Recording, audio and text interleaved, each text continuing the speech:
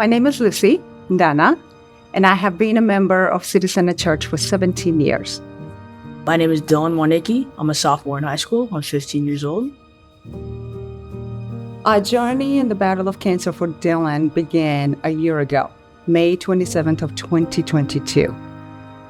Dylan was at a soccer game, and he loves soccer. He has played soccer since he was 3. And while at the game, the cancer presented itself with blood in the urine. And so from there, it was rushing to the hospital and trying to understand exactly what was going on. I remember my husband, who took Dylan to the hospital, as soon as we saw the presentation of the blood in the urine.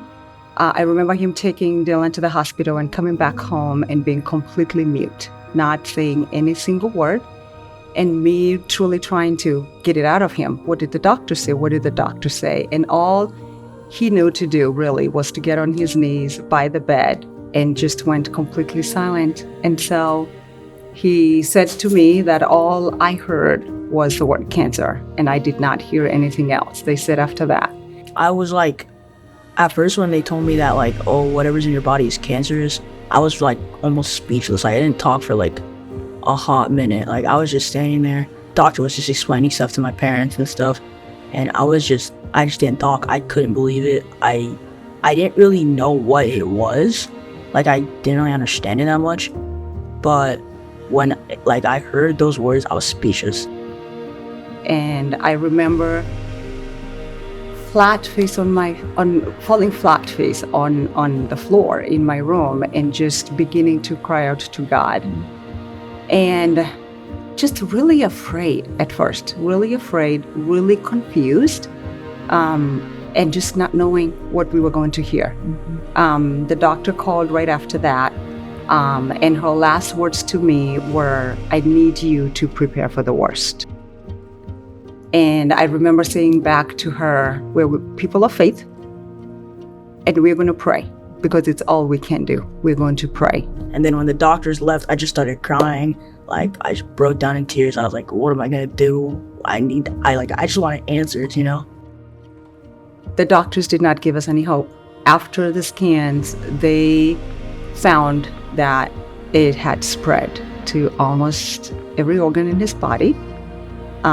His lymph nodes, and they said we did not have a lot of time, and they put a timeline on it. But I will tell you, I knew that God's timing is not their time.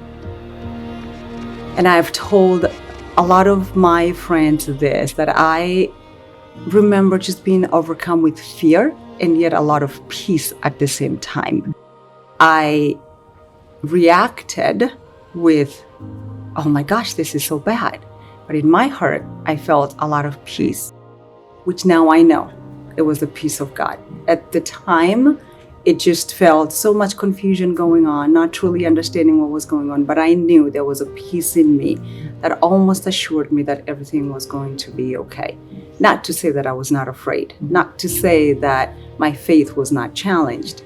But as the months and the weeks kept on going by, and I guess it just started to hit me a little bit harder, and I used to get really sick, really nauseous, really tired, and my friends would always be like, "Oh, Dylan, let's go to a movie, let's go hang out here, let's go get food somewhere."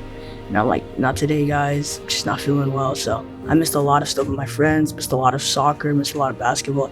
But definitely tested my faith, but I just stayed strong. I definitely would like to thank my parents for that. They always just told me, read the Bible, pray, do all that stuff, and when I did, I felt better, so I definitely want to thank them for that. Dylan ringing the bell a week ago.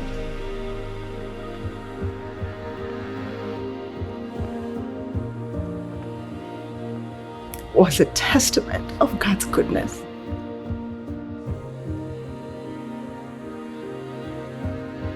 It was almost like he was telling me, I told you so. I told you I was going to do it. As soon as you rang that bell, oh my gosh, everything came off my back. I felt great. I think, if I remember correctly, I broke it. I took it off the wall.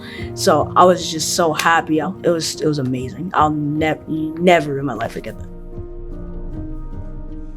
But to see him ring that bell was God's goodness, just to see God's goodness, a sign of relief. And after walking out of that hospital, after ringing that bell and just being so relieved, it was also a reminder that the battle is not over. Because there are many other people that are battling. There are many other people that do not know the Lord.